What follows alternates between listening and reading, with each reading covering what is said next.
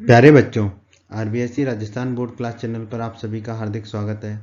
बच्चों, इस वीडियो में हम आरबीएससी यानी कि राजस्थान बोर्ड के कक्षा 10वीं के गणित के अध्याय 7 निर्देशांक ज्यामिति की प्रश्नावली 7.2 के सभी प्रश्नों को हल करेंगे। तो वीडियो को पूरा एंड तक देखिएगा, जिससे आपको प्रश्नावली 7.2 के सभी प्रश्नों के हल आसान तरीके से समझ में आ जाएंगे। प्रश्न एक में दोस्तों हमसे कहा गया है उस बिंदु के निर्देशांक ज्ञात कीजिए जो बिंदुओं -1,7 और 4,-3 को मिलाने वाले रेखाखंड को 2:3 के अनुपात में विभाजित करता है। ठीक है, सूत्र पर आधारित प्रश्न है दोस्तों, बहुत ही आसान प्रश्न है। पहले बिंदु को दोस्तों हम मान लेंगे a x1, y1। ठीक है, तो a के निर्देशांक हो जाएंगे -1,7 जो दिया गया है हमें।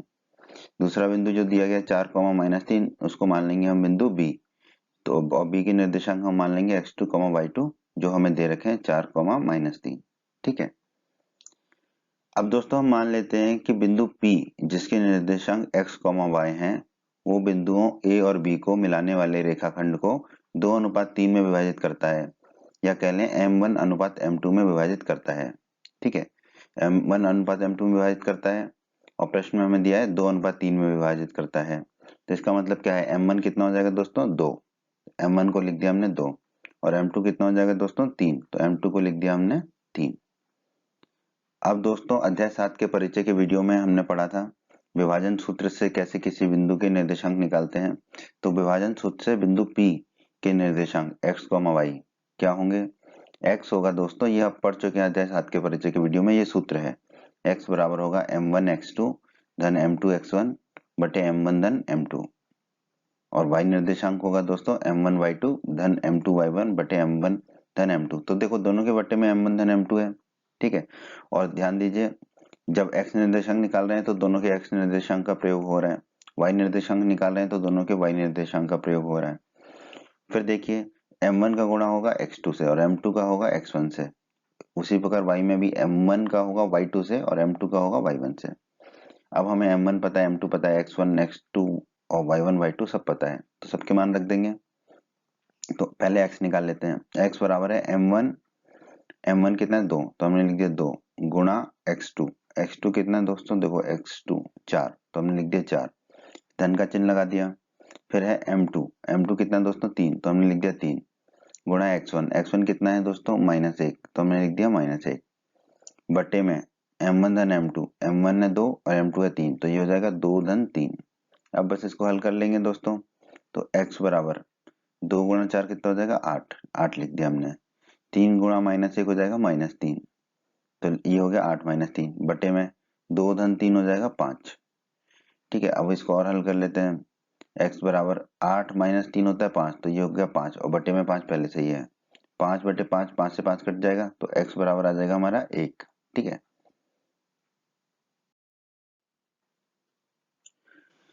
तो बिंदु के हमने x निर्देशांक निकाल लिए। अब हम बिंदु P के y निर्देशांक निकाल लेंगे। सूत्र क्या होगा, y बराबर m1 y2 धन m2 y1 बटे m1 धन m2, मान रख देंगे। तो y बराबर m1 कितना है दोस्तों 2, तो हमने रख दिया 2, y2 कितना है दोस्तों देखिए y2 है -3, तो रख दिया -3, धन का चिन्ह लगा दिया। फिर m2 है 3, तो हमने लिख दिया 3 गुणा y1 है दोस्तों कितना 7, तो हमने लिख दिया 7 बटे में m1 धन m2, m1 है 2 m2 है 3, तो बटे में आ गया 2 धन 3। इसको हल कर लेते हैं दोस्तों, y बराबर 2 गुणा -3 हो जाएगा -6, धन का चिन्ह लगा दिया। 3 गुणा 7 हो जाएगा 7 या 21 बटे में 2 धन 3 हो जाएगा 5। अब y बराबर 21 में से 6 जाएंगे तो बचेगा 15, तो ये हो गया 15 बटे 5। 15 में 5 का भाग देंगे तो हमें मिलेगा 3, तो y बराबर हमें मिल गया 3। तो p के निर्देशांक क्या मिल गए हमको, x है 1 और y है 3, तो x, y मिल गया हमें 1, 3। ठीक है, तो हमने उस बिंदु के निर्देशांक ज्ञात कर लिए जो दिए गए दो बिंदुओं को मिलाने वाले रेखाखंड को 2:3 में विभाजित करता है। तो हमारा उत्तर क्या होगा दोस्तों इस प्रश्न का 1,3। ठीक है, प्रश्न दो में दोस्तों हमसे कहा गया है बिंदुओं 4, -1 और -2, -3 को जोड़ने वाले रेखाखंड को समत्रिभाजित करने वाले बिंदुओं के निर्देशांक ज्ञात कीजिए। ठीक है, तो दोस्तों समत्रिभाजित करने का मतलब होता है 3 बराबर भागों में बांटना। ठीक है, तो किसी भी रेखाखंड को समत्रिभाजित करने वाले दो बिंदु होंगे। पहले हम प्रश्न को समझ लेते हैं, फिर इसको हल कर लेंगे। तो पहला बिंदु जो दिया गया है हमें यहाँ पर प्रश्न में, उसे हमने मान लिया a x1, y1। तो a के निर्देशांक हो गए दोस्तों 4, -1 जो हमें दे रखे हैं प्रश्न में। दूसरे बिंदु के निर्देशांक दे रखे हैं -2, -3। तो दूसरे बिंदु को हमने मान लिया बिंदु b x2, y2। अब दोस्तों हम मान लेते हैं कि बिंदु P जिसके निर्देशांक x3, y3 हैं और बिंदु Q जिसके निर्देशांक x4, y4 हैं, बिंदुओं A और B को जोड़ने वाले रेखाखंड को समत्रिभाजित करते हैं, अर्थात 3 बराबर भागों में बांटते हैं। कैसे, इसको समझ लेते हैं। A और B दो बिंदु हैं, इनको मिलाने वाला एक रेखाखंड है, इनको जोड़ने वाला। अब बिंदु P लिया और एक बिंदु Q लिया, तो हमने जो माना है उस हिसाब से बिंदु P और बिंदु Q जो है AB रेखाखंड को समत्रिभाजित करते हैं, 3 बराबर भागों में बांटते हैं। और वो 3 बराबर भाग कौन कौन से हैं? AP, पहला है AP, ठीक है, ये हमने x ले लिया। दूसरा है PQ, ये भी x होगा। और तीसरा है QB, ये भी x होगा। ठीक है, तो देखो P और Q ने AB को 3 बराबर भागों में बांट दिया, x और x में। ठीक है, अब PB कितना होगा दोस्तों, देखिए PB x धन x होगा, PQ धन QB होगा। x धन x कितना होता है? 2x, तो PB लिख दिया हमने 2x। AB कितना होगा दोस्तों? x धन x धन x, तो AB हो गया हमारा 3x। अब दोस्तों अगर हम अनुपात निकालें AP अनुपात PB, AP है x और PB है 2x, तो ये हो जाएगा x अनुपात 2x, x से x कट जाएगा, तो AP अनुपात PB आ जाएगा हमारा 1:2। ठीक है, अब दोस्तों यहाँ पर देखिए कि जो बिंदु P है, अभी बिंदु Q को भूल जाइए। यहाँ पर बिंदु P जो है बिंदुओं A और B को जोड़ने वाले रेखाखंड AB को M1 अनुपात M2 अर्थात 1:2 में विभाजित करता है। देखिए AB अगर एक रेखाखंड है तो P उसे किस भागों में बांट रहा है? AP और PB। ठीक है, तो AP अनुपात PB कितना है दोस्तों? 1:2। ठीक है, तो यहाँ पर फिर M1 कितना हो जाएगा दोस्तों? 1 और M2 हो जाएगा 2। M1 लिख दिया हमने 1 और M2 लिख दिया 2। अब विभाजन सूत्र से हम सूत्र लिख देते हैं कि P के निर्देशांक क्या होंगे जो AB को जोड़ने वाले रेखाखंड को M1 अनुपात M2 में विभाजित करता है। तो P के निर्देशांक दोस्तों हमने माने थे x3, y3। तो x3 हो जाएगा दोस्तों हमारा बराबर M1 x2 धन M2 x1 बटे में M1 धन M2, और y3 हो जाएगा दोस्तों M1 y2 धन M2 y1 बटे में M1 धन M2। सूत्र में मान रख देते हैं दोस्तों और x3 निकाल लेते हैं अभी। तो x3 बराबर है M1 गुणा x2। तो M1 है दोस्तों 1, ठीक है, तो x3 बराबर लिखा हमने 1, M1 की जगह लिखा 1 गुणा x2। x2 कितना है दोस्तों? -2, तो गुणा -2, धन का चिन्ह लगा दिया हमने। फिर M2 है 2, तो 2 लिख दिया, गुणा x1 कितना है दोस्तों? 4, तो हमने लिख दिया 4 बटे में M1 धन M2, M1 है 1, M2 है 2, तो 1 धन 2। अब इसको हल कर लेते हैं, तो x3 बराबर हो जाएगा 1 गुणा -2 हो जाएगा -2, धन का चिन्ह लगा दिया, 2 गुणा 4 हो जाएगा 8 बटे में 1 धन 2 हो जाएगा 3। ठीक है, अब 8 में से 2 जाएगा तो कितना बचेगा? 6, और बटे में 3 है ही, तो x3 आ गया 6/3। 6 में 3 का भाग देंगे तो हमें मिलेगा 2, तो x3 मिल गया हमको 2। अब हम निकालेंगे y3, मान रख देंगे, तो y3 बराबर होगा दोस्तों M1 की जगह कितना रखेंगे? 1, तो लिख दिया 1 गुणा y2 कितना है दोस्तों? -3, तो y2 की जगह रख दिया -3, तो 1 गुणा -3 हो गया, धन का चिन्ह लगा दिया। M2 है दोस्तों 2, तो 2 लिख दिया, गुणा y1 है दोस्तों -1, तो लिख दिया -1 बटे में M1 धन M2, M1 है 1, M2 है 2, तो ये हो जाएगा 1 धन 2। अब इसको हल कर लेते हैं, तो y3 बराबर 1 गुणा -3 होगा -3, धन 2 गुणा -1 होगा -2 बटे में 1 धन 2 हो जाएगा 3। ठीक है, तो y3 बराबर -3 -2 कितना होगा? -5, और बटे में 3 है, तो y3 हमारा आ गया -5/3। तो बिंदु P के निर्देशांक क्या होगा? x3 y3, तो x3 y3 क्या हो जाएंगे दोस्तों हमारे? x3 है 2 और y3 है -5/3, तो x3 y3 हो गया हमारा 2 -5/3। तो एक तो ये उत्तर हो गया हमारे प्रश्न का। अब हम निकालेंगे Q।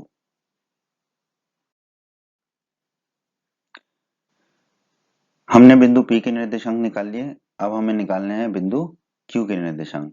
तो दोस्तों यहाँ पर देखिए जो PQ है उसकी लंबाई कितनी है? x, और QB की लंबाई कितनी है? x। इसका मतलब क्या है कि अगर हम PV रेखाखंड को देखें तो बिंदु Q PV रेखाखंड को दो बराबर भागों में बांट रहा है, x और x में। ठीक है।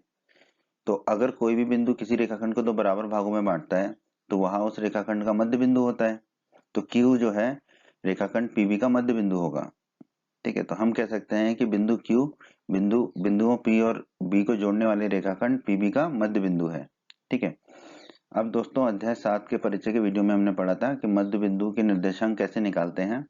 मध्य बिंदु के x निर्देशांक होता है जिन दोनों बिंदुओं का वो मध्य बिंदु है उन दोनों बिंदुओं के x निर्देशांक का योग बटे 2। और उसी प्रकार मध्य बिंदु का y निर्देशांक होता है जिन दोनों बिंदुओं का वो मध्य बिंदु है उन दोनों बिंदुओं के y निर्देशांक का योग बटे 2। अब यहाँ पर देखिए P और B का मध्य बिंदु है। P के निर्देशांक है x3 और B का x निर्देशांक है x2, तो ये होगा x3 धन x2 बटे 2। उसी प्रकार y4 कितना होगा दोस्तों हमारा, P का y निर्देशांक है y3 धन B का y निर्देशांक है y2 बटे 2। ठीक है, तो इस सूत्र से अब हम Q के निर्देशांक निकाल लेंगे x4, y4। तो दोस्तों हमें x3, x2 और y3, y2 पता है, अब मान रख देंगे तो x4 और y4 आ जाएगा। तो पहले x4 निकाल लेते हैं। x4 है x3 धन x2 बटे 2। x3 कितना है दोस्तों 2, तो हमने लिख दिया 2, धन का चिन्ह लगा दिया। फिर x2 कितना है दोस्तों, x2 है -2, तो हमने लिख दिया -2, बटे में 2 है तो बटे में 2 लिख दिया। अब ये हो जाएगा 2, धन और ऋण कितना हो जाता है ऋण, तो ऋण 2, 2 - 2 बटे 2, 2 में से 2 गई तो कितना बचेगा 0, x4 आ जाएगा हमारा 0 बटा 2। 0 के बटे में कुछ भी हो हमें मिलता है 0, तो x4 मिल गया हमको 0। अब हम y4 निकाल लेते हैं। y4 है y3 धन y2 बटे 2। y3 कितना है दोस्तों, देखिए y3 हमारा -5 बटे 3, तो हमने लिख दिया -5 बटे 3, धन का चिन्ह लगा दिया। y2 कितना है दोस्तों, देखिए y2 है हमारा -3, तो हमने लिख दिया -3, बटे में 2 है तो बटे में 2 लिख दिया। अब थोड़ा सा ऊपर इसको हल कर लेते हैं। देखो y4 बराबर -5 बटा 3 को वही लिखा, ये धन है और ये ऋण है तो हो जाएगा ऋण का 3 बटे 2। फिर y4 बराबर ऊपर देखिए ऊपर क्या हमें लघुत्तम लेना पड़ेगा, बटे में क्या आएगा ऊपर 3 आएगा। ठीक है, तो -5 बटे 3 था तो ये तो -5 ही रहेगा। फिर माइनस का चिन्ह लगा दिया, 3 के बटे में कुछ भी नहीं था तो 3 का गुणा किससे होगा 3 से, तो लिख दिया हमने 3 गुणा 3 और पूरे के बटे में आ गया 3। अब y4 बराबर -5 तो -5 ही रहा, फिर माइनस का चिन्ह लगा दिया, 3 गुणा 3 होता है 9 और ये जो बटे में 3 था ये पूरे के बटे में आ जाएगा, तो ये हो गया बटे में 3 गुणा 2। ठीक है, क्योंकि ये 2 पहले से ही था बटे में। अब इसको हल कर लेते हैं दोस्तों। y4 बराबर -5 और -9 हो जाएगा -14, ये हो गया -14 बटे 3 गुणा 2। अब देखो 14 में 2 का भाग जाता है, ठीक है, तो 14 में 2 का भाग देंगे तो बचेगा 7 और नीचे से 2 चला जाएगा और ऊपर माइनस का चिन्ह है ही, तो ये आ जाएगा y4 बराबर -7 बटे 3।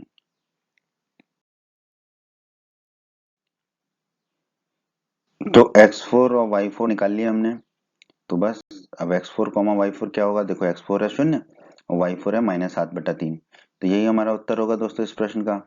x3 y3 है 2, -5 बटे 3 और x4 y4 है 0, -7 बटे 3। यही हमारे इस प्रश्न का उत्तर है दोस्तों। प्रश्न 3 में दोस्तों हमसे कहा गया है आपके स्कूल में खेलकूद क्रियाकलाप आयोजित करने के लिए एक आयताकार मैदान ABCD में, देखिए ABCD ये एक आयताकार मैदान है। ठीक है, मैं चूने से परस्पर 1 मीटर की दूरी पर पंक्तियां बनाई गई। ये देखिए 1 metre, 2 metre, 3 metre, 4 metre, 5 metre, 6, 7, 8, 9, 10 metre, 1-1 metre की दूरी पर पंक्तियां बनाई गई हैं। ठीक है, AD के अनुदेश मतलब AD की दिशा में, ठीक है, परस्पर 1 मीटर की दूरी पर 100 गमले रखे गए हैं। ठीक है, 1-1 मीटर की दूरी पर गमले रखे गए हैं। ठीक है, जैसे पहले मीटर की दूरी पे 1 गमला, दूसरे मीटर की दूरी पे 2 गमला, ऐसे रखे गए हैं। कितने गमले रखे गए हैं, 100 गमले, तो अंतिम गमला रखा गया होगा यहाँ पर। ठीक है, तो 100 गमले रखे गए हैं ऐसे। ठीक है, जैसा कि आकृति 7.12 में दर्शाया है। निहारिका दूसरी पंक्ति में, ठीक है, निहारिका कोई लड़की है जो दूसरी पंक्ति में चलती है। ठीक है, AD के 1/4 भाग के बराबर, ठीक है, AD का जो भी 1/4 भाग के बराबर है दूरी तक दौड़ती है और वहां एक हरा झंडा गाड़ देती है। ठीक है, तो यहाँ पर एक हरा झंडा गाड़ देती है वो। ठीक है, दूसरी पंक्ति में चलती है। ठीक है, और AD का जो भी 1/4 भाग होगा उतना दूरी दौड़ती है और वहां पर एक हरा झंडा गाड़ देती है। प्रीत 8वीं पंक्ति में, प्रीत करके कोई लड़की है वो 8वीं पंक्ति में दौड़ती है और एडी के 1/5 भाग के बराबर दूरी दौड़ती है, ठीक है, और वहां पर एक लाल झंडा गाड़ देती है, ठीक है।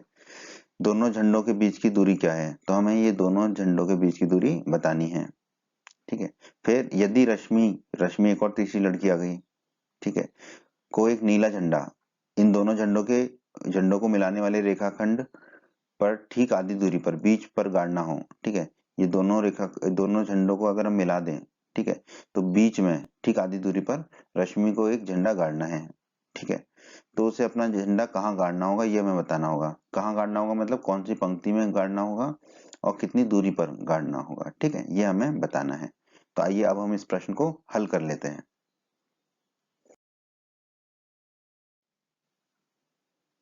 दोस्तों, जैसा कि हम जानते हैं किन्हीं भी दो बिंदुओं के बीच की दूरी ज्ञात करने के लिए हमें उन दो बिंदुओं के निर्देशांक पता है तो हम निकाल सकते हैं।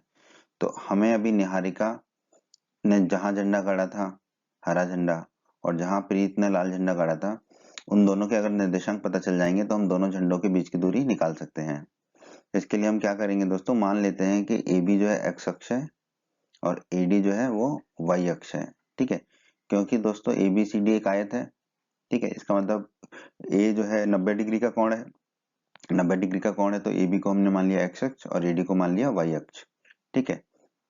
अब दोस्तों हमें दे रखा है एडी के अनुदिश परस्पर 1 मीटर की दूरी पर 100 गमले रखे हैं, तो एडी की कुल लंबाई कितनी होगी 1 गुणा 100, ठीक है, क्योंकि 1-1 मीटर की दूरी पर 100 गमले रखे हैं, ठीक है। तो 100 मीटर की दूरी हो जाएगी कुल मिला के 1 गुणा 100 करेंगे तो एडी आ जाएगा दोस्तों हमारा 100 मीटर। तो एडी की लंबाई आ गई 100 मीटर। अब दोस्तों 1/4 एडी कितना होगा 1/4 गुणा 100, ठीक है, 100 में 4 का भाग देंगे तो कितना मिलेगा 25, तो 1/4 एडी मिल गया हमको 25, ठीक है। अब देखिए निहारिका किस पंक्ति में चल रही है दोस्तों, दूसरी पंक्ति में, ठीक है, दूसरी पंक्ति में चल रही है तो एक्स निर्देशांक क्या हो जाएंगे निहारिका के 2, क्योंकि ए बी क्या है हमारा एक्स अक्ष है, तो निहारिका के एक्स निर्देशांक हो गया x1 बराबर 2। और फिर निहारिका एडी के 1/4 भाग के बराबर दूरी पर दौड़ती है और वहां हरा झंडा गाड़ देती है, तो 1/4 एडी कितना है दूरी 25, तो निहारिका के y निर्देशांक क्या हो जाएगा दोस्तों y1 बराबर 25, ठीक है, क्योंकि एडी को हमने माना है y अक्ष, ठीक है। तो एडी के अनुदिश जो है वो कितना दौड़ रही है 25 मीटर, क्योंकि 1/4 एडी दौड़ रही है वो आ गया हमारा 25, ठीक है। तो निहारिका के y निर्देशांक हो गए हमारे y1 बराबर 25। ये निहारिका हरा झंडा गाड़ रही थी इसलिए हम इसकी चीजों को हरे रंग से दिखा रहे हैं ताकि आपको समझ में आ जाए, बस इसलिए। अब 1/5 एडी कितना होगा दोस्तों, एडी है 100, तो 1/5 एडी होगा 1/5 गुणा 100, 100 में 5 का भाग देंगे तो आ जाएगा 20, तो 1/5 एडी आ गया 20। अब हमें बोला गया था प्रीत 8वीं पंक्ति में, ठीक है, तो प्रीत जो है 8वीं पंक्ति में चलती है, ठीक है। तो ए बी दिशा में देखिए 8वीं पंक्ति मतलब कि प्रीत के एक्स निर्देशांक क्या होंगे, प्रीत के एक्स निर्देशांक होंगे x2 बराबर 8, क्योंकि प्रीत चल रही है 8वीं पंक्ति में और कितना चल रही है एडी के 1/5 भाग के बराबर, एडी क्या हमारा y अक्ष, ठीक है, और एडी का 1/5 भाग कितना है 20, तो प्रीत का जो y निर्देशांक होगा y2 बराबर वो कितना आ जाएगा 20, ठीक है। अब प्रीत कौन सा झंडा गाड़ रही थी, लाल रंग का झंडा, तो इसको हम लाल रंग से दिखा रहे हैं ताकि आपको समझ में आ जाए बस। तो अब देखिए निहारिका के निर्देशांक क्या है दोस्तों, x1 y1, x1 है 2 और y1 है 25, तो हमने लिख दिया निहारिका के लिए n लिख दिया, n से निहारिका होगी n x1 y1 बराबर n 2,25। उसी प्रकार प्रीत के निर्देशांक क्या होंगे दोस्तों, प्रीत को लिख दिया हमने p, ठीक है, x2 y2 8 और 20, तो x2 y2 8 और 20 ये हमने लिख दिया, ठीक है। तो दोस्तों हमने निर्देशांक निकाल लिए, जहां निहारिका ने हरा झंडा गाड़ा था x1 y1 2,25 और निर्देशांक निकाल लिया हमने जहां प्रीत ने झंडा गाड़ा था लाल रंग का x2 y2 कितना 8,20। अब बस इन दोनों बिंदुओं के बीच की दूरी ज्ञात करनी है हमको, तो हम कह देंगे दोनों झंडों के बीच की दूरी निकाल ली हमने, तो n और p के बीच की दूरी क्या होगी दोस्तों, अंडर रूट के अंदर इन दोनों बिंदुओं के x निर्देशांक के अंतर का वर्ग धन इन दोनों बिंदुओं के y निर्देशांक के अंतर का वर्ग, यानी कि np बराबर अंडर रूट के अंदर x2 माइनस x1 का होल वर्ग धन y2 माइनस y1 का होल वर्ग। मान रख देते हैं दोस्तों, तो np बराबर होगा अंडर रूट के अंदर x2 कितना है दोस्तों हमारा, x2 है 8, तो हमने रख दिया 8, माइनस का चिन्ह लगा दिया, x1 कितना है दोस्तों, x1 है 2, तो हमने 2 रख दिया और पूरे का वर्ग, धन का चिन्ह लगा दिया। कोष्टक के अंदर y2 कितना है दोस्तों 20, तो लिख दिया 20, माइनस का चिन्ह लगा दिया। y1 कितना है दोस्तों 25, तो हमने लिख दिया 25 पूरे का होल वर्ग। np बराबर अंडर रूट के अंदर 8 माइनस 2 हो जाएगा 6, तो ये हो गया 6 का वर्ग, धन का चिन्ह लगा दिया और 20 में से 5 गए तो बचा -5, तो ये हो गया -5 का वर्ग।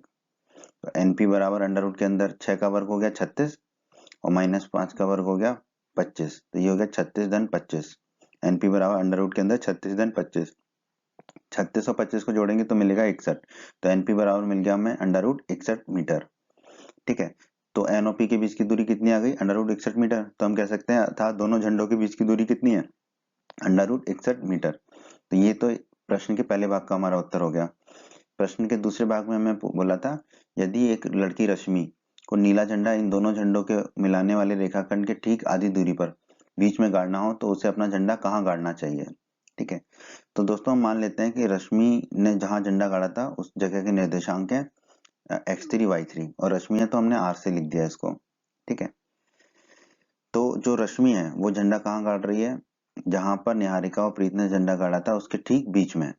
तो हम कह सकते हैं कि जो बिंदु r है, रश्मि का जो बिंदु है वो बिंदुओं n और p को जोड़ने वाले रेखाखंड np का क्या होगा, मध्य बिंदु होगा, क्योंकि बीच में गाड़ रही है वो। और दोस्तों अध्याय 7 के परिचय के वीडियो में हमने पढ़ा था कि मध्य बिंदु निकालने का सूत्र क्या होता है, जिन दोनों बिंदुओं का मध्य बिंदु है उन दोनों बिंदुओं का x निर्देशांक का योग बटा 2, तो उससे निकल जाएगा हमें मध्य बिंदु के x निर्देशांक। तो x3 है मध्य बिंदु के x निर्देशांक, तो x3 कितना होगा दोस्तों हमारा x1 धन x2 बटा 2। उसी प्रकार मध्य बिंदु के y निर्देशांक का सूत्र क्या पढ़ा था हमने कि जिन दोनों बिंदुओं का मध्य बिंदु है उन दोनों बिंदुओं के y निर्देशांक का योग बटा 2। तो y3 जो मध्य बिंदु का निर्देशांक है, y निर्देशांक है, वो कितना होगा, दोनों बिंदुओं के y निर्देशांक यानी कि y1 धन y2 बटा 2 ये होगा।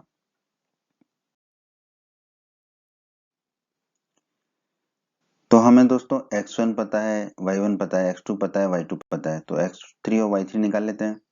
तो x3 क्या होगा, x1 धन x2 बटा 2, x1 है दोस्तों 2, तो लिख दिया हमने 2, धन x2 कितना है दोस्तों 8, तो लिख दिया 8 बटा 2 कर दिया, 2 धन 8 होगा दोस्तों 10, तो x3 आएगा 10 बटा 2, 10 में 2 का भाग देंगे तो मिलेगा 5, तो x3 मिल गया हमको 5। ठीक है, फिर y3 है y1 धन y2 बटा 2, मान रख देते हैं दोस्तों। तो y3 बराबर y1 कितना है 25, तो रख दिया 25, धन का चिन्ह लगा दिया। y2 कितना है दोस्तों 20, तो रख दिया हमने 20 बटा 2, 25 धन 20 होता है 45, तो y3 आ गया हमारा 45 बटा 2, 45 में 2 का भाग देंगे तो हमें मिलेगा 22.5, तो y3 मिल गया हमें 22.5। तो दोस्तों हमें रश्मि के x और y निर्देशांक मिल गए। x3 कितना मिला हमें 5, x निर्देशांक 5। ठीक है, x निर्देशांक कहाँ पर है, ए बी अक्ष पर है, तो ए बी अक्ष पर 5 देखे तो मतलब कि 5वीं पंक्ति। ठीक है, तो रश्मि जो है 5वीं पंक्ति में झंडा गाड़ेगी। ठीक है, y3 कितना मिला हमें 22.5, y अक्ष कौन सा है AD। ठीक है, इसका मतलब AD के दिशा में वो कितना दौड़ेगी 22.5 मीटर। ठीक है, तो हम कह सकते हैं कि अतः रश्मि को जो नीला झंडा गाड़ना है वो कहाँ गाड़ना है, 5वीं पंक्ति में, क्योंकि x3 हमारा 5 आया। और कितनी दूरी पर, यहाँ से AD की दिशा में 22.5 मीटर की दूरी पर, तो 22.5 मीटर की दूरी पर झंडा गाड़ना चाहिए। ठीक है, तो रश्मि को नीला झंडा कहाँ गाड़ना है, 5वीं पंक्ति में और 22.5 मीटर की दूरी पर। यही हमारे इस प्रश्न का उत्तर है दोस्तों। प्रश्न 4 में दोस्तों हमसे कहा गया है बिंदुओं -3, 10 और 6, -8 को जोड़ने वाले रेखाखंड को बिंदु -1, 6 किस अनुपात में विभाजित करता है। तो हम मान लेते हैं पहला बिंदु जो है वो है A, जिसके निर्देशांक है x1, y1, जो कि हमें दे रखे -3, 10। दूसरे बिंदु को मान लेते हैं दोस्तों हम बिंदु B, जिसके निर्देशांक हमने मान लिया x2, y2, जो हमें दे रखे 6, -8। और इन दोनों बिंदुओं को जोड़ने वाले रेखाखंड को जो बिंदु विभाजित कर रहा है उसको हम मान लेते हैं दोस्तों बिंदु P, जिसके निर्देशांक हमने मान लिए x, y और P के निर्देशांक हमें दे रखे -1, 6। अब दोस्तों हम मान लेते हैं कि बिंदु जो P है बिंदुओं A और B को जोड़ने वाले रेखाखंड AB को k/1 के अनुपात में विभाजित करता है। ठीक है, ये हमने मान लिया। अब हमने अध्याय 7 के परिचय के वीडियो में पढ़ा था विभाजन सूत्र से कि अगर कोई बिंदु किन्हीं अन्य दो बिंदुओं को जोड़ने वाले रेखाखंड को के अनुपात 1 के अनुपात में विभाजित करता है तो उस बिंदु को विभाजित करने वाले बिंदु के निर्देशांक क्या होंगे।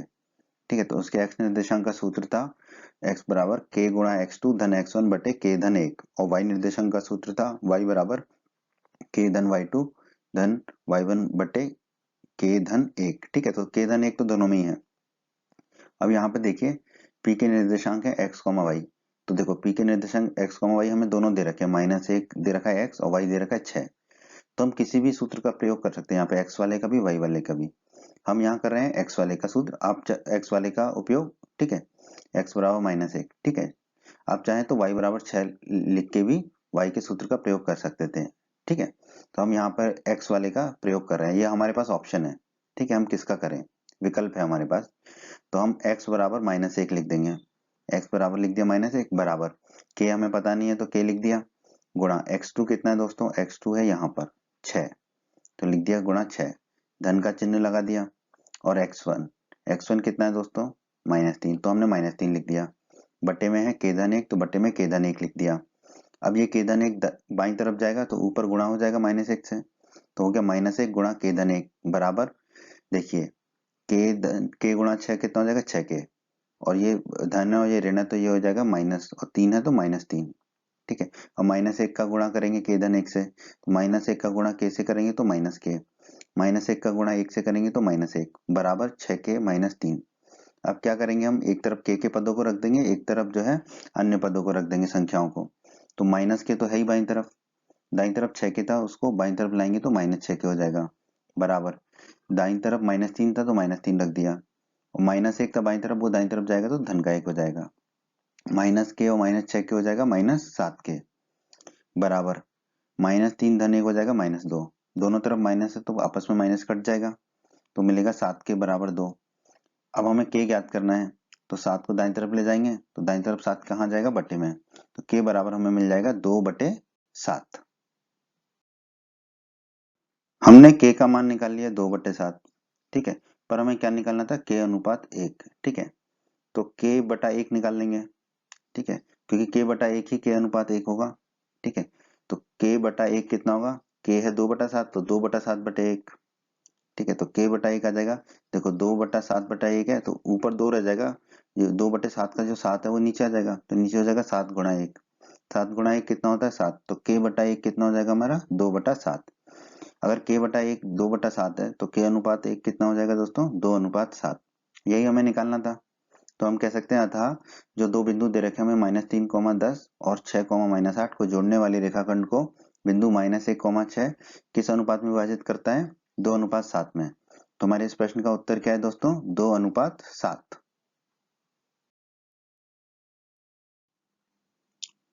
प्रश्न 5 में दोस्तों हमसे कहा गया है वह अनुपात ज्ञात कीजिए जिसमें बिंदुओं एक बिंदु है 1, -5 और बिंदु B -4, 5 को मिलाने वाला रेखाखंड x अक्ष से विभाजित होता है। ठीक है, इसका मतलब वो बिंदु जो है x अक्ष पर स्थित है। इस विभाजन बिंदु के निर्देशांक भी ज्ञात कीजिए। तो प्रश्न में दो चीजें हमें ज्ञात करनी है। ठीक है, पहले अनुपात और फिर वो विभाजन बिंदु। तो दोस्तों पहला बिंदु जो दे रखा है उसे हमने मान लिया x1 y1, पहला बिंदु ए दे रखा है जिसके निर्देशांक है 1, -5। दूसरा बिंदु बी दे रखा है जिसके निर्देशांक है -4, 5, वो हमने मान लिया x2, y2। अब दोस्तों हम जानते हैं कि x अक्ष पर स्थित कोई भी बिंदु के निर्देशांक किस रूप के होते हैं, x, 0 के रूप के होते हैं, उसका y निर्देशांक हमेशा 0 होता है। ठीक है, x अक्ष पर जो भी बिंदु स्थित होता है उसका y निर्देशांक हमेशा 0 होता है। तो वो किस रूप में होता है उसके निर्देशांक x, 0। तो हम मान लेते हैं दोस्तों जो बिंदु P है x, 0 बिंदुओं A और B को मिलाने वाले रेखाखंड x अक्ष से k अनुपात 1 से विभाजित होता है। ठीक है, मतलब जो बिंदु P है x अक्ष पर स्थित है, ठीक है, वो बिंदुओं A और B को मिलाने वाले रेखाखंड को k अनुपात 1 में विभाजित करता है। ठीक है, ये हमने मान लिया। ठीक है, अब विभाजन सूत्र हमने पढ़ा था अध्याय 7 के परिचय के वीडियो में। हमने पढ़ा था कि कैसे x और y के निर्देशांक ज्ञात करेंगे, जो बिंदु विभाजित करता है उसके निर्देशांक। ठीक है, क्या होते हैं सूत्र से, x बराबर kx2 धन x1 बटे k धन 1 और y बराबर ky2 धन y1 बटे k धन 1। ठीक है, अब दोस्तों यहाँ पे ध्यान देने वाली बात है, हमारे किसके निर्देशांक हमें पता है, x या y का पता है 0, x का नहीं पता है, x का भी हमें ज्ञात करना है, y का पता है। तो अब हम y के सूत्र में जो है y1 y2 के मान रख देंगे, उससे हमें k का मान ज्ञात हो जाएगा क्योंकि y का मान हमें पता है 0। ठीक है, तो हम अब y वाले सूत्र में मान रख देंगे। तो y कितना है दोस्तों 0, तो हमने लिख दिया 0 बराबर k हमें ज्ञात करना है y2 कितना है दोस्तों 5, तो हमने लिख दिया गुणा 5, धन का चिन्ह लगा दिया। y1 कितना है दोस्तों -5, तो हमने लिख दिया -5 बटे k धन 1। अब ये k धन 1 को बाईं तरफ ले जाएंगे तो 0 से गुणा हो जाएगा, तो ये हो जाएगा 0 गुणा k धन 1 बराबर k गुणा 5 हो जाएगा 5k, और ये धन का है और ये ऋण है तो धन और ऋण हो जाएगा ऋण, और 5 है तो -5। अब 0 का गुणा किसी से भी करें तो हमें 0 ही प्राप्त होगा, तो ये 0 मिल गया बराबर 5k - 5। अब एक तरफ जो है हम k के पदों को रख लेंगे, एक तरफ संख्या को रख लेंगे, तो 5k को मैं बाईं तरफ लाएंगे तो ऋण का 5k हो जाएगा, तो ये हो जाएगा 0 - 5k बराबर दाईं तरफ -5 है, 0 - 5k होगा -5k बराबर -5, माइनस से माइनस काट देंगे तो 5 के बराबर आ जाएगा हमारा 5। अब हमें k ज्ञात करना है, तो इस 5 को हम दाईं तरफ ले जाएंगे तो बट्टे में चला जाएगा, तो k बराबर होगा 5/5। 5/5 क्या होगा 1, 5 में 5 का भाग देंगे तो मिलेगा 1, तो k मिल गया 1। तो k अनुपात 1 कितना होगा हमारा, k का मान रखेंगे 1 तो ये हो जाएगा 1:1। तो दोस्तों हम कह सकते हैं कि ये जो बिंदु हैं a और b को मिलाने वाला रेखाखंड x अक्ष से किस अनुपात में विभाजित होता है, 1:1 से विभाजित होता है। तो प्रश्न के पहले भाग का उत्तर है दोस्तों 1:1। दोस्तों हमें k का मान मिल गया। ठीक है, अब हमें x का मान ज्ञात करना है क्योंकि हमें निर्देशांक बताने हैं जो विभाजन बिंदु है। y निर्देशांक तो उसका 0 है क्योंकि वो x अक्ष पर स्थित है। x निर्देशांक निकालना है हमें, तो x बराबर हमें पता है विभाजन सूत्र से k गुणा x2 धन x1 बटे k धन 1। k का मान हम निकाल चुके हैं 1, तो हम मान रख देते हैं, तो x बराबर k का मान रख दिया 1 गुणा x2 कितना है दोस्तों, x2 है यहाँ पर -4, तो हमने लिख दिया -4 धन x1 धन का चिन्ह लगा दिया, x1 कितना है दोस्तों 1, x1 है 1 तो 1 लिख दिया बटे k धन 1, k का मान 1 है तो 1 लिख दिया धन 1।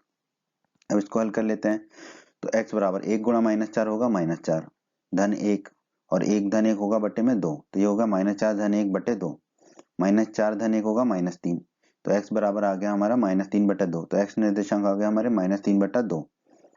तो हम कह सकते हैं अतः विभाजन बिंदु के निर्देशांक p x, 0 क्या होगा, x है -3/2 तो वो निर्देशांक होंगे -3/2, 0, क्योंकि x अक्ष पर स्थित है बिंदु तो y निर्देशांक तो 0 ही होगा जो हमने माना भी था, px, 0। ठीक है, तो हमारा विभाजन बिंदु के निर्देशांक क्या आ गए -3/2, 0। यही हमारे प्रश्न के दूसरे भाग का उत्तर है दोस्तों। बच्चों अगर आप हमारे चैनल पर नए हैं और आपने अभी तक राजस्थान बोर्ड क्लास चैनल को सब्सक्राइब नहीं किया है तो जल्दी से हमारे चैनल को सब्सक्राइब कर लीजिए, सब्सक्राइब बटन को दबाकर, और बेल आइकन को भी दबा दीजिए। इससे आपको क्या फ़ायदा होगा कि जब भी हमारे चैनल पर कोई भी नया वीडियो आएगा तो उसका नोटिफिकेशन सबसे पहले आपको मिलेगा, और जब भी आप यूट्यूब पर वीडियोज़ को सर्च करेंगे तो हमारे चैनल के वीडियोज़ आपको ऊपर नज़र आने लगेंगे। बच्चों इस अध्याय के बाकी सभी वीडियोज़ को देखने के लिए आप कभी भी आई बटन पर क्लिक कर सकते हैं। आई बटन पर क्लिक करने से आपको इस अध्याय के बाकी सभी वीडियोज़ के लिंक मिल जाएंगे। प्रश्न 6 में दोस्तों हमसे कहा गया है यदि बिंदु 1,2, बिंदु 4,y, बिंदु x, 6, बिंदु 3,5 इसी क्रम में लेने पर एक समांतर चतुर्भुज के शीर्ष हो तो x और y ज्ञात कीजिए। ठीक है दोस्तों, हमें दे रखा है एक समांतर चतुर्भुज है। ठीक है दोस्तों, उसके शीर्ष हमें दे रखे हैं, तो पहले शीर्ष को दोस्तों हम मान लेते हैं a, x1, y1 जो कि हमें दे रखा है 1,2। ठीक है, तो पहला शीर्ष हमने मान लिया a, 1,2। दूसरा शीर्ष दोस्तों हम मान लेते हैं b, x2, y2 जो कि हमें दे रखा है 4, y। आकृति में दिखा देते हैं b, 4, y। तीसरा शीर्ष मान लेंगे दोस्तों हम c, x3, y3 जो कि हमें दे रखा है x, 6, तो यहाँ पर हम लिख देंगे c, x, 6। चौथा शीर्ष मान लेंगे दोस्तों हम d, x4, y4 जो कि हमें दे रखा है 3,5। ठीक है, तो d 3,5 ये दे रखा है। इसी क्रम में लेने पर मतलब हमें यही क्रम लेना था a, b, c, d, एक समांतर चतुर्भुज के शीर्ष है, तो x और y के मान ज्ञात कीजिए। ठीक है, तो दोस्तों इस प्रश्न को हल करने के दो तरीके हैं। जो तरीका हम प्रयोग नहीं करें वो मैं आपको पहले बता देता हूँ। ठीक है, इसमें हम जानते हैं कि समांतर चतुर्भुज की सम्मुख भुजाएं बराबर होती हैं, तो हम AD की लंबाई निकाल लेंगे और BC की निकाल लेंगे, उसको बराबर कर देंगे। फिर ए बी की लंबाई निकाल लेंगे और डी सी की लंबाई निकाल लेंगे, उसको बराबर कर देंगे। उससे हमें एक्स और वाई में दो समीकरण मिलेंगे। उन दोनों समीकरणों को हल करके हम एक्स और वाई के मान ज्ञात कर सकते हैं, पर वो विधि थोड़ी सी लंबी है, इसलिए एक हम आसान विधि से इसको हल करेंगे। कौन सी विधि आसान विधि? विकर्ण एसी और विकर्ण बीडी को जोड़ने पर। पहले विकर्ण एसी को जोड़ लेते हैं दोस्तों, ए और सी को, फिर विकर्ण बी और डी को जोड़ लेते हैं। ठीक है, मान लेते हैं कि विकर्ण एसी और बीडी एक दूसरे को बिंदु पी पर काटते हैं, जिनके की निर्देशांक x5, y5 है। ठीक है, तो पी पर काटते हैं एसी और बीडी एक दूसरे को, तो ये बिंदु हो गया हमारा पी। ठीक है, अब दोस्तों हमने कक्षा 9 में पढ़ा था, हम जानते हैं कि समांतर चतुर्भुज के विकर्ण एक दूसरे को समद्विभाजित करते हैं, मतलब दो बराबर भागों में बांटते हैं। ठीक है, इसका मतलब जो पी बिंदु है वो एसी का मध्य में होगा और पी बिंदु बीडी के भी मध्य में होगा। तो हम कह सकते हैं कि बिंदु पी विकर्ण एसी का मध्य बिंदु है और बिंदु पी जो है विकर्ण बीडी का भी मध्य बिंदु है। बिंदु पी जो है विकर्ण एसी का मध्य बिंदु है, ये हमने अभी निकाला था। ठीक है, जो एसी विकर्ण है इसका मध्य बिंदु क्या है? पी। तो बिंदुओं ए और सी को जोड़ने वाले रेखाखंड एसी के मध्य बिंदु पी के निर्देशांक क्या होंगे दोस्तों? हम जानते हैं किसी भी रेखाखंड के मध्य बिंदु के निर्देशांक होते हैं उस रेखाखंड को जोड़ने वाले दोनों बिंदुओं के एक्स निर्देशांक का योग बटे 2, तो वो हो जाएगा उसका एक्स निर्देशांक। और वाई निर्देशांक क्या होगा मध्य बिंदु का? दोनों बिंदुओं को जोड़ने वाले रेखाखंड के दोनों बिंदुओं के वाई निर्देशांक का योग बटे 2। ठीक है, तो x5 क्योंकि हमने p के निर्देशांक माने थे x5 और y5, तो x5 हो जाएगा x1 धन x3 बटे 2। ठीक है, क्योंकि a का x निर्देशांक है x1 और c का x निर्देशांक है x3, तो x1 धन x3 बटे 2। उसी प्रकार p का y निर्देशांक हमने माना था y5, तो वो हो जाएगा a का y निर्देशांक यानी कि y1 धन c का y निर्देशांक यानी कि y3 बटे 2। ठीक है, अब मान रख देते हैं दोस्तों, तो x5 बराबर होगा x1 कितना है दोस्तों? 1, तो हमने रख दिया 1, धन का चिन्ह लगा दिया। x3 कितना है दोस्तों? x3 है x, तो रख दिया x, बटे में लिख दिया 2। इसे हम मान लेंगे समीकरण 1। उसी प्रकार y5 बराबर y1 कितना है दोस्तों? y1 है 2, तो हमने लिख दिया 2, धन का चिन्ह लगा दिया। y3 कितना है दोस्तों? 6, तो हमने लिख दिया 6, बटे में 2 है तो बटे में 2 लिख दिया। 2 धन 6 हो जाएगा 8, तो y5 हो जाएगा हमारा 8 बटे 2। इसे हम मान लेंगे समीकरण 2। हमने निकाला था दोस्तों बिंदु P जो है विकर्ण BD का भी मध्य बिंदु है। ठीक है, विकर्ण BD का भी मध्य बिंदु है बिंदु P। तो बिंदुओं B और D को जोड़ने वाले रेखाखंड BD इसके मध्य बिंदु P के निर्देशांक क्या होंगे दोस्तों? देखिए P का x निर्देशांक क्या होगा? x5 जो हमने माना था बराबर B और D के x निर्देशांक का योग बटे 2। B का x निर्देशांक है x2 धन D का x निर्देशांक है x4, तो ये हो जाएगा x2 धन x4 बटे 2। उसी प्रकार P का मध्य बिंदु का y निर्देशांक क्या होगा? B और D के y निर्देशांक का योग बटे 2। B का y निर्देशांक है y2, धन का चिन्ह लगा दिया, और D का y निर्देशांक है y4 बटे में 2। अब मान रख देते हैं, तो x5 बराबर क्या होगा दोस्तों? x2 है हमारा 4, तो हमने रख दिया 4, धन का चिन्ह लगा दिया। x4 कितना है दोस्तों? 3, तो रख दिया 3, बटे में 2 है तो बटे में 2 कर दिया। 4 धन 3 हो जाएगा 7, तो x5 आ जाएगा हमारा 7 बटे 2। इसे मान लेंगे हम समीकरण 3। अब चलते हैं y5 में, तो y5 बराबर y2 कितना है दोस्तों हमारा? देखिए y2 है y, तो रख दिया y, धन का चिन्ह लगा दिया। y4 कितना है दोस्तों? y4 है 5, तो हमने लिख दिया 5, बटे में 2 तो हमने बटे में लिख दिया 2। इसे हम मान लेंगे समीकरण 4। हमने दोस्तों समीकरण 1, समीकरण 2, समीकरण 3 और समीकरण 4 को एक साथ लिख लिया। अब आप देखिए समीकरण 1 और समीकरण 3 में बाईं तरफ दोनों में x5 है x5 है। ठीक है, तो हम कह सकते हैं समीकरण 1 बराबर समीकरण 3, तो दोनों के दाईं तरफ भी आपस में बराबर होंगे, तो इसका मतलब है कि 1 धन x बटे 2 किसके बराबर होगा? 7 बटे 2 के। नीचे दोनों के बटे में 2 है तो 2 से 2 कट जाएगा, तो हमें क्या मिलेगा? 1 धन x बराबर 7। एक को दाईं तरफ ले जाएंगे तो ऋण का हो जाएगा, तो x बराबर हो जाएगा 7 माइनस 1। 7 में से 1 घटाएंगे तो मिलेगा 6, तो x बराबर हमें मिलेगा 6। एक तो ये उत्तर हो गया हमारा x का। अब हम क्या करेंगे दोस्तों? समीकरण 2 और 4 में देखिए दोनों में बाईं तरफ y5 है, इसका मतलब दोनों के दाईं तरफ आपस में बराबर है, तो हमने यहाँ पे लिख दिया समीकरण 4 बराबर समीकरण 2। आप समीकरण 2 बराबर समीकरण 4 भी लिख सकते थे, एक ही बात है, पर हम जो y का पद है उसे बाईं तरफ रखना चाहते हैं, बस इसलिए हमने लिखा समीकरण 4 बराबर समीकरण 2। ठीक है, तो अब दोनों के दाईं तरफ को आपस में बराबर कर देते हैं, तो y धन 5 बटे 2 किसके बराबर होगा, 8/2 के। ठीक है, अब नीचे दोनों में बटे में 2 है तो 2 से 2 कट जाएगा। ठीक है, इसीलिए दोस्तों हमने 8/2 को 4 नहीं लिखा था, ताकि हमारे लिए आसान हो जाए। ठीक है, ये आपको अभ्यास से, प्रैक्टिस से आ जाएगा। ठीक है, बटे में 2 कट गया दोनों का। अब y-5 किसके बराबर हो जाएगा, 8 के। y 5 को जो है अब दाईं तरफ ले जाएंगे तो ऋण का 5 हो जाएगा, तो y बराबर क्या हो जाएगा हमारा, 8-5। 8 में से 5 घटाएंगे तो कितना मिलेगा, 3। तो y बराबर हमें मिलेगा 3। तो ये हमारा उत्तर होगा दोस्तों, x बराबर 6 और y बराबर 3।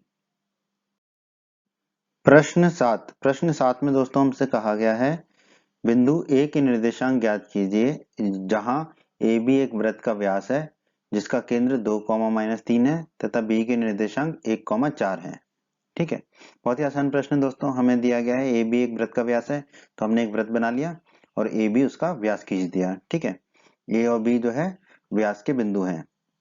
हमें बिंदु B दे रखा है, B के निर्देशांक दे रखे हैं 1, 4, तो हमने B को मान रखा है x2, y2। B के निर्देशांक मान लिए हमने x2, y2। ठीक है, और हमें दे रखा है कि वृत्त का जो केंद्र है उसके निर्देशांक दे रखे हैं 2, -3, तो वो हमने मान लिए O, वृत्त का केंद्र मान लिया हमने O है जिसके निर्देशांक है x3, y3। तो यहाँ पर रख दिया वृत्त का केंद्र O, x3, y3। अब मान लेते हैं जो निर्देशांक A के हमें निर्देशांक निकालने हैं वो है x1, y1। ठीक है, x1, y1 ये हमने मान लिया। ठीक है, अब दोस्तों हम बचपन से पढ़ते आए हैं, हम जानते हैं कि वृत्त का जो केंद्र होता है वृत्त के व्यास का मध्य बिंदु होता है। ठीक है, तो यहाँ पे जो वृत्त का केंद्र O है और वृत्त का व्यास क्या है, AB। ठीक है, तो इसका मतलब क्या है कि वृत्त का केंद्र O जो है वृत्त के व्यास AB का मध्य बिंदु होगा। ठीक है, इसमें हमें कोई भी शंका शोभा नहीं है। ठीक है, कोई डाउट नहीं है। तो AB के मध्य बिंदु O के निर्देशांक क्या होंगे, ये आप जानते हैं। किसी भी मध्य बिंदु के निर्देशांक क्या होते हैं, अगर मध्य बिंदु का x निर्देशांक निकालना है तो जिन दो बिंदुओं का वो मध्य बिंदु है उन दोनों बिंदुओं के x निर्देशांक का योग बटे 2। तो x3 हो जाएगा यहाँ पे दोस्तों x1 धन x2 बटे 2। ठीक है, उसी प्रकार y3 क्या हो जाएगा, y1 धन y2 बटे 2। y निर्देशांक क्या होगा, दोनों बिंदुओं के y निर्देशांक का योग बटे 2, यानी कि y1 धन y2 बटे 2। तो x3 होगा दोस्तों x1 धन x2 बटे 2, मान रख देते हैं। x3 का मान कितना दे रखा है दोस्तों, 2। ठीक है, तो x3 है 2, तो 2 रख दिया बराबर। x1 हमें पता नहीं, हमें निकालना है तो हमने x1 रख दिया, धन x2। x2 कितना है दोस्तों, यहाँ पर देखिए 1, तो हमने रख दिया 1, बटे में 2 है तो 2 कर दिया। अब ये 2 जो है बाईं तरफ जाएगा तो ऊपर चला जाएगा, तो ये हो जाएगा 2 गुणा 2 बराबर x1 धन 1। ठीक है, 2 गुणा 2 होता है दोस्तों 4, तो 4 बराबर हो गया x1 धन 1। ठीक है, तो 4 बराबर x1 धन 1 है तो हम लिख सकते हैं x1 धन 1 बराबर 4, एक ही बात है। अब 1 को दाईं तरफ ले जाएंगे तो ऋण का हो जाएगा, तो x1 बराबर हो जाएगा 4 - 1। 4 में से 1 माइनस करेंगे तो कितना मिलेगा, 3। तो x1 मिल गया हमको 3। y3 हमने निकाला था अभी कितना, y3 बराबर y1 धन y2 बटे 2। ठीक है, y3 कितना है दोस्तों, देखो -3, तो y3 की जगह रख दिया हमने -3 बराबर y1 तो हमें निकालना है तो y1 ही रख दिया, धन का चिन्ह लगा दिया। y2 कितना है दोस्तों, यहाँ देखिए y2 है 4, तो हमने लिख दिया 4 बटे 2। अब ये 2 बाईं तरफ जाएगा, ऊपर चला जाएगा, -3 से गुणा हो जाएगा, तो -3 गुणा 2 हो जाएगा बराबर हमारा y1 धन 4। -3 गुणा 2 हो जाएगा दोस्तों -6 बराबर y1 धन 4। इसे हम लिख सकते हैं दोस्तों y1 धन 4 बराबर -6, एक ही बात है। अब ये 4 को दाईं तरफ ले जाएंगे तो ऋण का हो जाएगा, तो y1 बराबर हो जाएगा -6 और ये -4, -6 और -4 हो जाएगा दोस्तों -10, तो y1 आ गया हमारा -10। तो x1 भी आ गया हमारा, y1 भी आ गया, और x1 और y1 ही हमारे बिंदु ए के निर्देशांक है जो हमें ज्ञात करने थे। तो हम कह सकते हैं अतः बिंदु ए के निर्देशांक x1, y1 क्या होंगे, 3, -10। तो यही हमारे इस प्रश्न का उत्तर है दोस्तों, 3, -10। प्रश्न 8 में दोस्तों हमसे कहा गया है, यदि a और b क्रमशः -2, 2 और 2, -4 हो तो बिंदु P के निर्देशांक ज्ञात कीजिए ताकि AP बराबर 3/7 AB हो और P रेखाखंड AB पर स्थित हो। तो दोस्तों इसको हल कर लेते हैं। पहला बिंदु A है, उसके निर्देशांक हमने मान लिया x1, y1 जो हमें दे रखे हैं -2, -2, ये हमने दर्शा दिया। A के निर्देशांक -2, -2। दूसरा बिंदु जो है वो है B, उसके निर्देशांक हमने मान लिया x2, y2 जो हमें दे रखे हैं 2, -4, इसको भी हमने दर्शा दिया। ठीक है।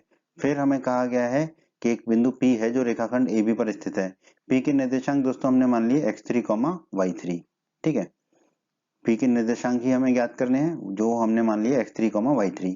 तो P जो है रेखाखंड AB पर स्थित एक बिंदु है, तो A और B को मिला देते हैं तो रेखाखंड AB बन गया। अब इस पर कोई बिंदु P है जिसके निर्देशांक हमने मान लिए x3, y3, और हमें प्रश्न में क्या दे रखा है दोस्तों, AP बराबर 3/7 AB। तो AP की जो लंबाई है वो AB की लंबाई का कितना है, 3/7, ये हमें प्रश्न में दे रखा है, ठीक है। अब हम इस प्रश्न को हल करते हैं आगे। दोस्तों AP धन PB, AP की लंबाई और PB की लंबाई का योग कितना होगा, AB की लंबाई के बराबर होगा, ठीक है, क्योंकि AP धन PB ये किसके बराबर होगा, AB के। तो हमने लिख दिया AP धन PB बराबर AB। तो PB बराबर क्या हो जाएगा, AP को अगर हम दाईं तरफ ले जाएं तो ऋण का हो जाएगा, तो PB बराबर रह जाएगा AB माइनस AP। AP हमें कितना दे रखा है दोस्तों, 3/7 AB, तो मान रख देते हैं AP का 3/7 AB। तो PB बराबर हो जाएगा दोस्तों AB माइनस, AB तो है ही, माइनस AP की जगह रख दिया हमने 3/7 AB। अब देखिए PB बराबर, ये AB है और ये 3/7 AB है, तो दोनों में जो है बटे में 7 ले लेते हैं। तो AB के बटे में कुछ नहीं था तो AB का गुणा 7 से हो जाएगा, तो ये हो गया 7 AB, माइनस इसके बटे में 7 है तो ये 3 AB रहेगा, तो ये हो गया माइनस 3 AB। तो PB बराबर हमें मिल गया 7 AB माइनस 3 AB और बटे में 7। अब 7 AB में से 3 AB घटाएंगे तो 4 AB मिलेगा, तो PB बराबर हमें मिल गया 4 AB बटे 7, या फिर हम कह सकते हैं 4/7 AB, ठीक है। PB मिल गया हमें 4/7 AB। अब अगर हम अनुपात निकालें AP बटा PB का, AP बटा PB कितना होगा, AP का मान रख देते हैं 3/7 AB, और PB का मान हमने कितना निकाला है अभी, 4/7 AB, ठीक है। अब देखिए ऊपर AB है, नीचे भी AB है, ऊपर 3/7 है यानी कि ऊपर बटे में 7 है, नीचे बटे में 7 है, तो ये सब आपस में कट जाएगा। ऊपर का AB नीचे के AB से कटेगा, ऊपर का बटे का 7 नीचे के बटे के 7 से कटेगा, तो क्या बच जाएगा, ऊपर 3 और नीचे 4, तो AP बटा PB कितना आ जाएगा हमारा, 3/4। इसको हम कह सकते हैं AP अनुपात PB। AP और PB का अनुपात कितना है, 3/4, ये हम कह सकते हैं। तो हम कह सकते हैं अतः बिंदु P, बिंदु ये जो P है, बिंदुओं A और B को जोड़ने वाले रेखाखंड, बिंदुओं A और B को जोड़ने वाले रेखाखंड को किस अनुपात में विभाजित कर रहा है, 3/4, 3/4 के अनुपात में विभाजित करता है, जिसे हम मान लेते हैं M1 अनुपात M2, ठीक है। तो M1 अनुपात M2 में के अनुपात में विभाजित करता है जो कि है 3/4। तो M1 कितना हो जाएगा दोस्तों हमारा, 3, तो M1 हो गया 3, और M2 कितना हो जाएगा दोस्तों, 4, तो M2 हो गया हमारा 4।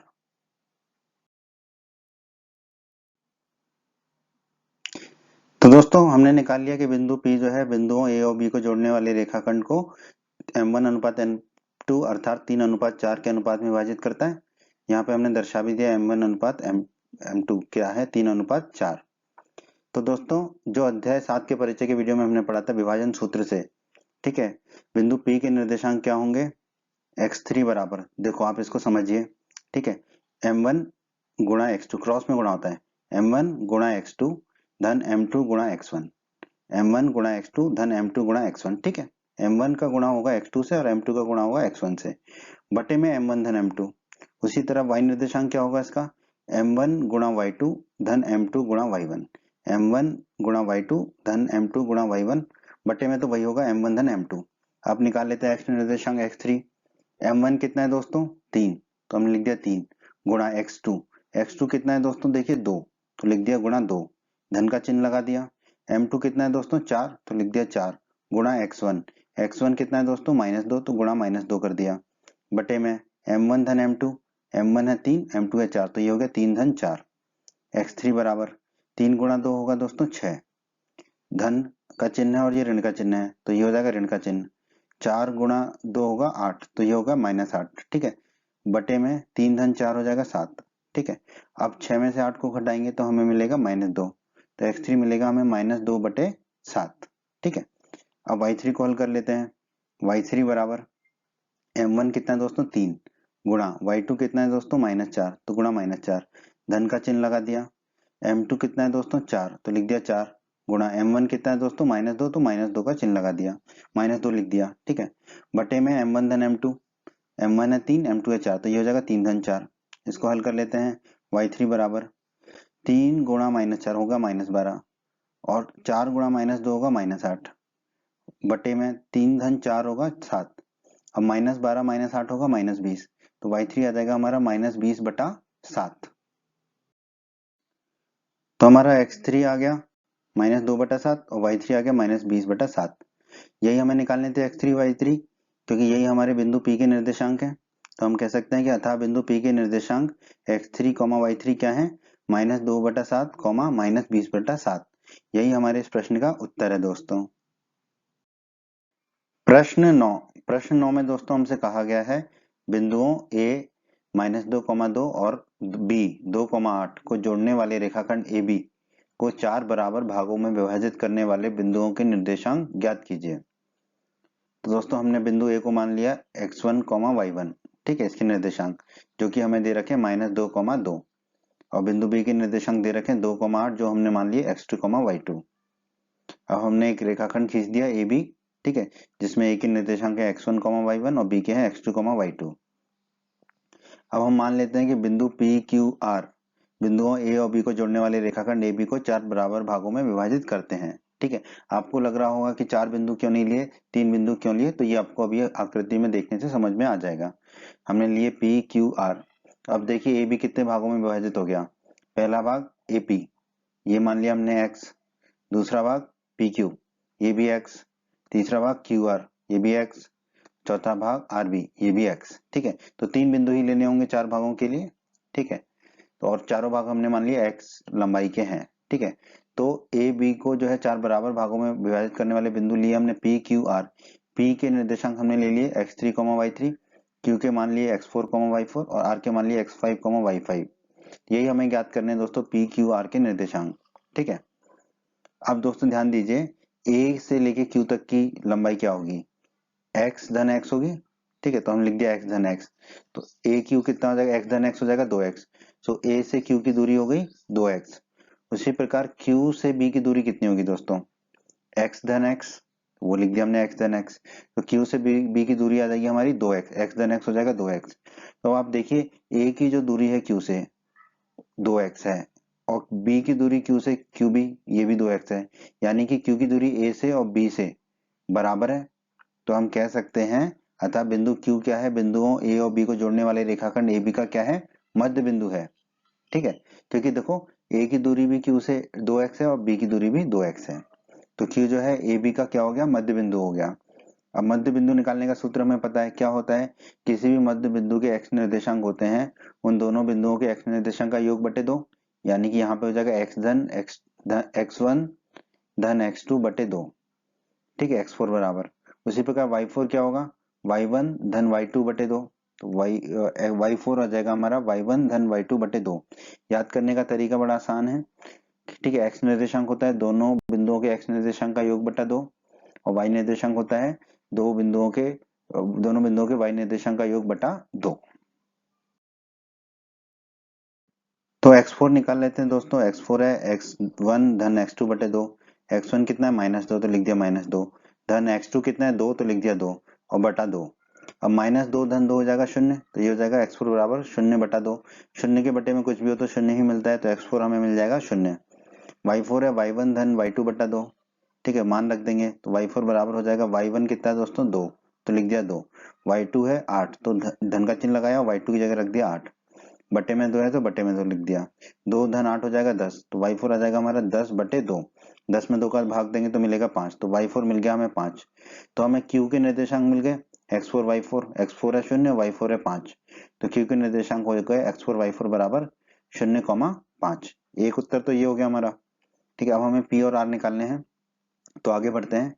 देखिए A से P की दूरी है x, ठीक है, और P से Q की दूरी भी कितनी है, x है। इसका मतलब क्या है, जो P है वो A से और Q से बराबर दूरी पर स्थित है, x दूरी पर स्थित है। अतः P बिंदुओं A और Q को जोड़ने वाले रेखाखंड AQ का मध्य बिंदु है, AQ का मध्य बिंदु है P। ठीक है, तो फिर P के निर्देशांक क्या होंगे, P का x निर्देशांक होगा A का x निर्देशांक और Q के x निर्देशांक का योग बटा 2, तो x3 बराबर हो जाएगा x1 धन x4 बटा 2। उसी प्रकार P का मध्य बिंदु P का y निर्देशांक y3 कितना होगा, ए का y निर्देशांक यानी कि y1 धन q का y निर्देशांक यानी कि y4 बटा 2, तो y3 हो जाएगा हमारा बराबर y1 धन y4 बटा 2। तो मान रख देते हैं दोस्तों, तो x3 बराबर है x1 धन x4 बटा 2, तो x3 बराबर होगा x1 कितना है दोस्तों -2, लिख दिया -2, धन x4 कितना निकाला था अभी हमने दोस्तों, q के निर्देशांक x4 निकाला था 0, तो धन 0 रख दिया, बटे में 2 है तो बटे में 2 लिख दिया, -2 धन 0 होगा -2, तो x3 हो जाएगा हमारा दोस्तों -2 बटे 2, 2 में 2 का भाग जाएगा तो 1 बचेगा और माइनस का चिन्ह है तो -1, तो x3 आ जाएगा हमारा -1। अब हम y3 निकाल लेते हैं, y3 है y1 धन y4 बटा 2, मान रख देंगे, तो y3 बराबर y1 कितना है दोस्तों 2, तो लिख दिया 2, धन का चिन्ह लगा दिया, y4 कितना निकाला था दोस्तों हमने 5, तो लिख दिया 5, बटा में 2 है तो बटा में 2 लिख दिया, 2 धन 5 होता है दोस्तों 7, तो y3 आ गया हमारा 7 बटा 2। तो x3 और y3 क्या हमारे पीक बिंदु P के निर्देशांक है, तो बिंदु P के निर्देशांक x3 y3 हमारे क्या आ गए -1 और कॉमा 7 बटा 2, x निर्देशांक आया -1 तो वो लिख दिया और y निर्देशांक आया हमारा 7 बटा 2 तो वो लिख दिया। तो एक तो ये उत्तर हो गया दोस्तों हमारा P के निर्देशांक। अब हमें R के निर्देशांक निकालने हैं बस, ठीक है। अब ध्यान दीजिए यहाँ पर QR कितना है दोस्तों x है और RB भी x है, ठीक है। इसका मतलब जो R जो है बिंदु Q से x दूरी पर है और बिंदु B से भी x दूरी पर है, इसका मतलब R जो है QB का मध्य बिंदु होगा, तो हम कह सकते हैं अतः बिंदु R बिंदुओं Q और B को जोड़ने वाले रेखाखंड QB का मध्य बिंदु है। मध्य बिंदु है तो अब इसके निर्देशांक क्या होंगे, मध्य बिंदु के x निर्देशांक होंगे x5 बराबर इन दोनों बिंदुओं के x निर्देशांक का योग बटा 2 यानी कि x4 धन x2 बटा 2 लिख दिया हमने। y निर्देशांक क्या होगा इसका मध्य बिंदु का y5 बराबर q और b के y निर्देशांक का योग बटा 2 यानी कि y4 धन y2 बटा 2, ये लिख दिया हमने।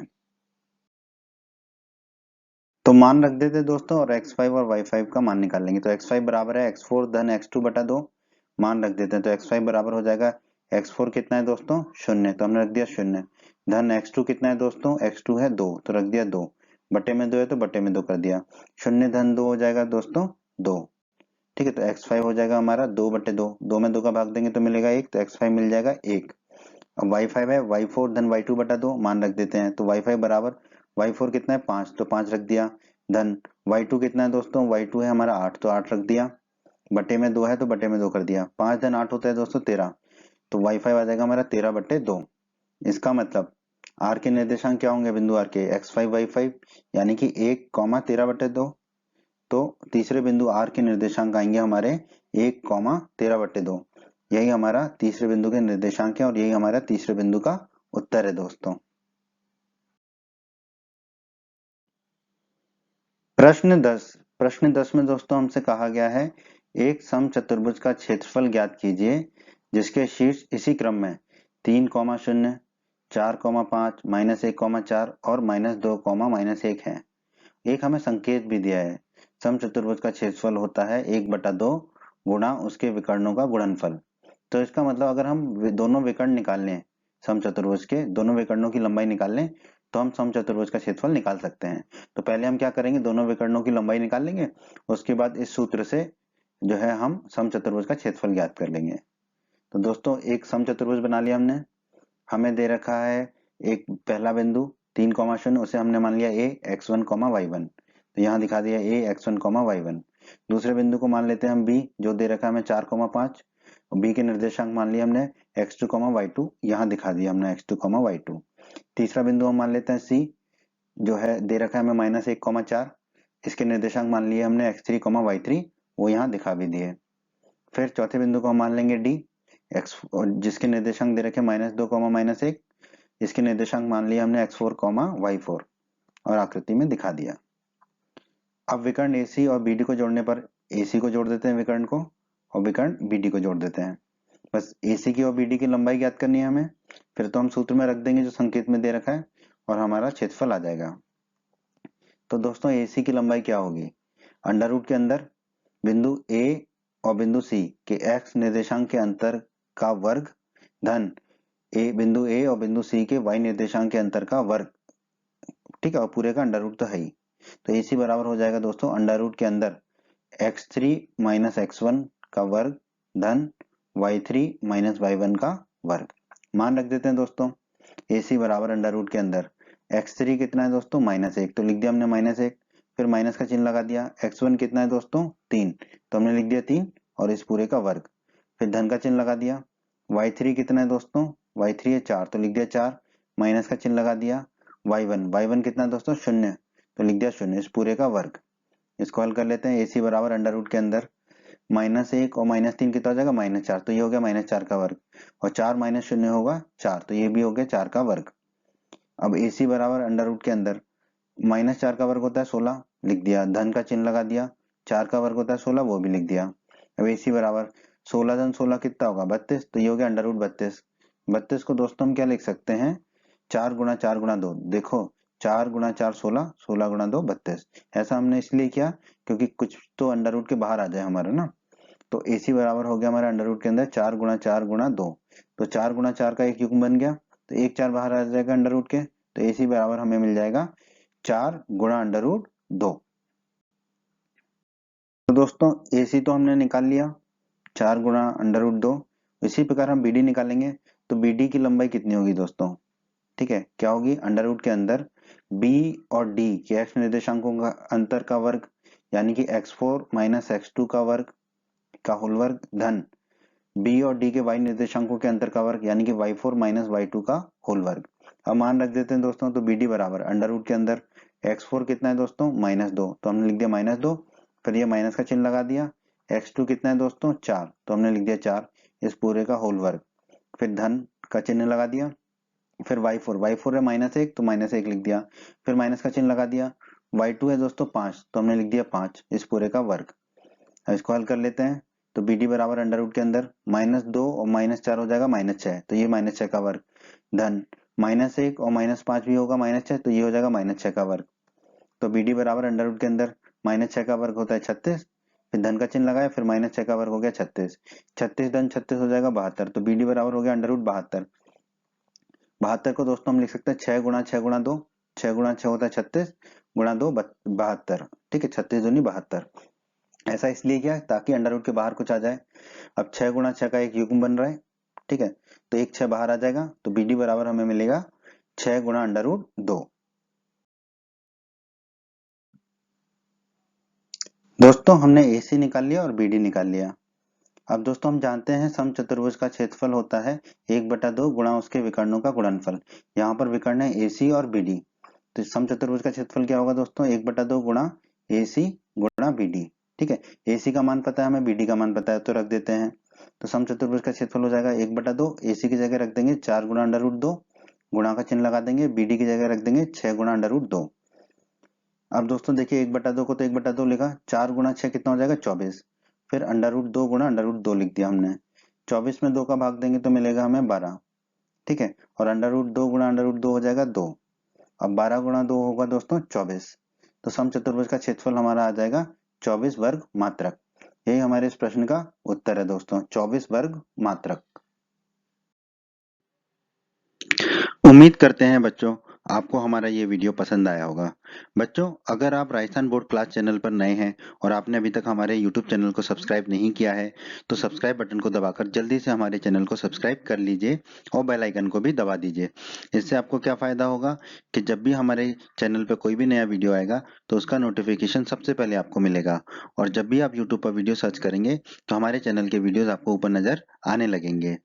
आपको वीडियो पसंद आया है तो आप हमारे वीडियो को अपने दोस्तों के साथ व्हाट्सएप और फेसबुक पर अवश्य शेयर करें, जिससे आपके दोस्तों का भी फायदा हो, उन्हें लाभ हो। और वीडियो पसंद आया है तो वीडियो को लाइक अवश्य कर दें, और इस अध्याय के अन्य सभी वीडियोस को देखने के लिए आई बटन पर क्लिक करें। आई बटन पर क्लिक करने से आपको इस अध्याय के सभी वीडियोस के लिंक मिल जाएंगे। धन्यवाद बच्चों।